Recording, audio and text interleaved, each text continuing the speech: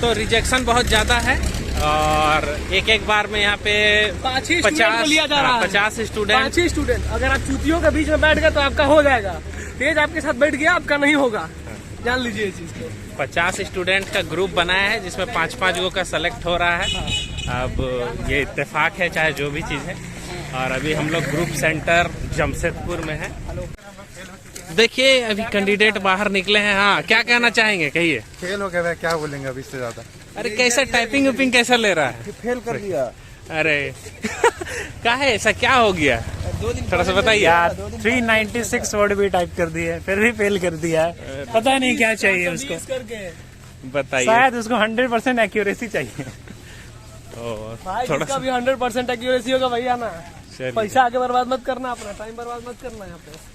बहुत दूर है यहाँ पे। और हाँ, रिजल्ट बताइए। देखने के लिए नहीं मिलेगा कि तुम हाँ। पानी में हो। आप कुछ करके आइए, हाँ। हो जाएगा।